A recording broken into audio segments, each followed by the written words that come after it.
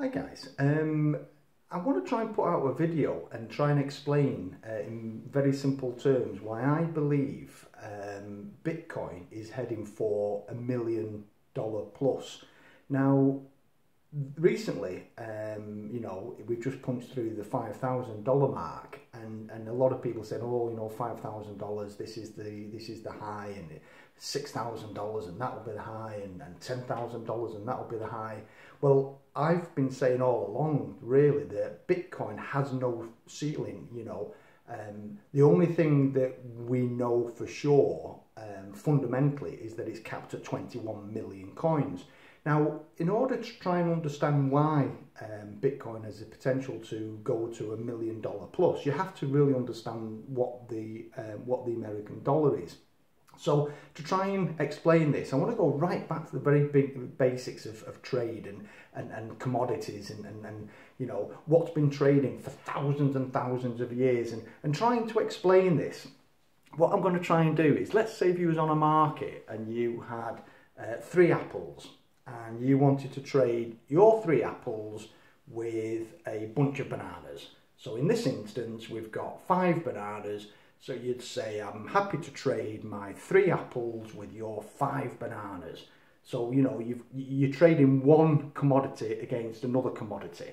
So that is effectively, your most basic of trade. Now, with the American dollar is a debt instrument. So effectively, the American dollar will issue treasury bonds. The treasury bonds will pay off, existing debt. The existing debt for future liabilities, pensions, infrastructure spending, that's got to be paid for from the future. So effectively,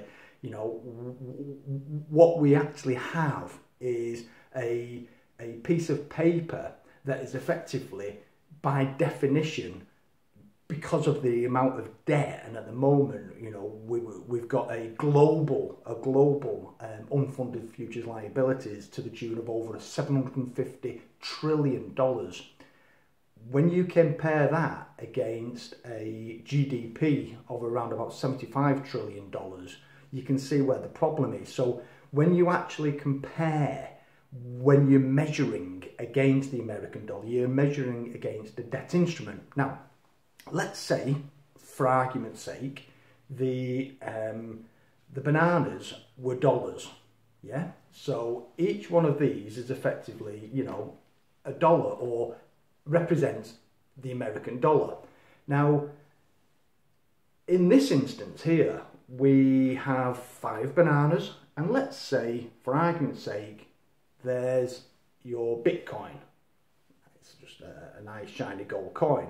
So what we've got now, we've got a situation now where we have Bitcoin, one Bitcoin, measured against a bunch of bananas, which in this case is the American dollar.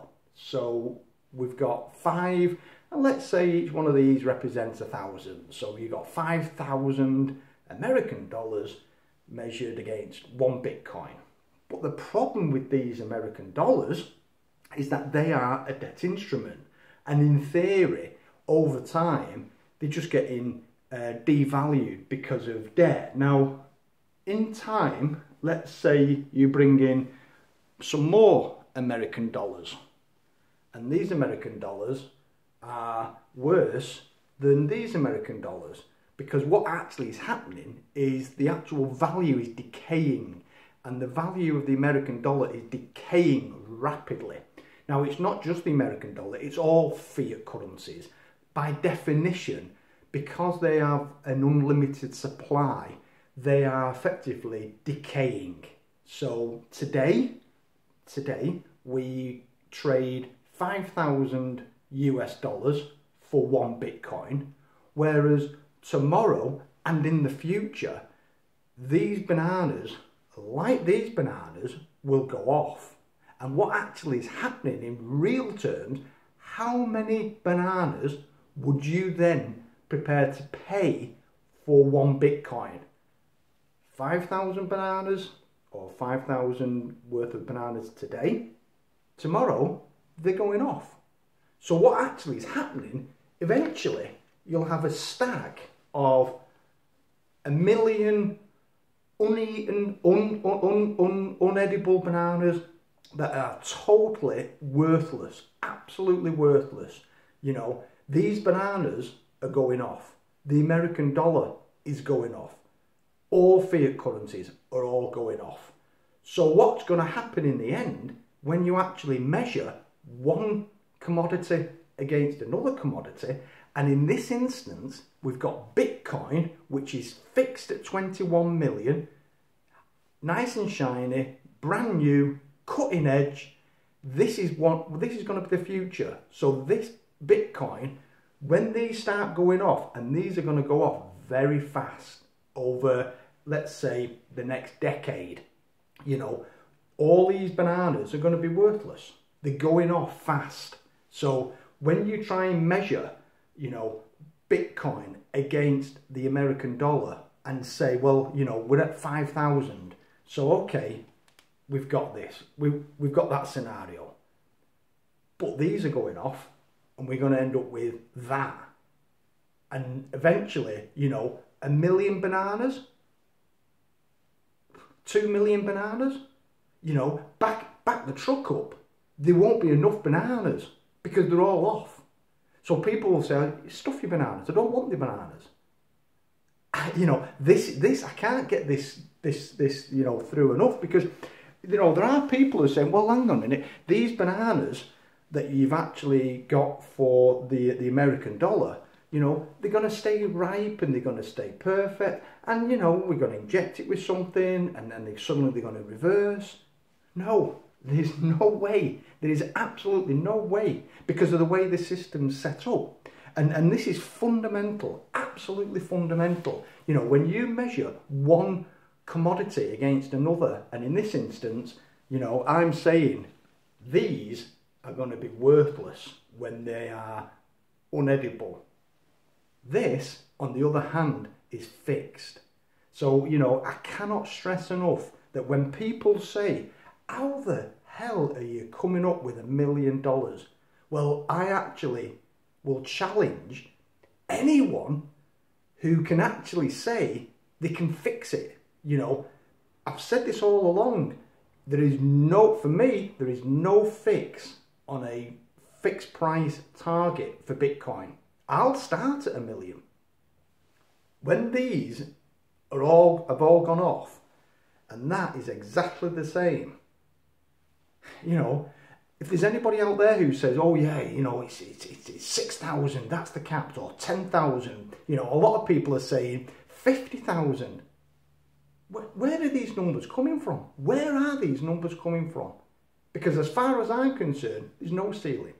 Until these bananas stop decaying and ending up with, you know, bunches of bananas that you eat mouldy, you can't eat, how the hell can somebody fix a price for Bitcoin? So I'm going to stick with what I'm going to say. You know, at the moment we're at 5,000 for one Bitcoin. When these have gone off tomorrow, I'm not saying tomorrow is going to be 6,000, but one thing for sure, 6,000, 7,000, 8,000, these are going off. 10,000, 50,000. You know, I'm going to have the same discussion all the way up. You know, we're going to get your pullbacks and, oh, you know, we're at 10,000 and it's just crashed now down to 6,000. No, it's going up. You know, you're going to get these pullbacks. And what's going to happen? These pullbacks are actually all going to be relative. You know, a 10%, 20%, 30% pullback. As the price goes up, we'll be having exactly the same argument all the way up. So, you know, hopefully this is going to explain, you know, why Bitcoin is going to be $1 million plus. And it's not just a dollar, it's all fiat currencies. So fiat currencies, as far as I'm concerned, bunch of bananas, all going off.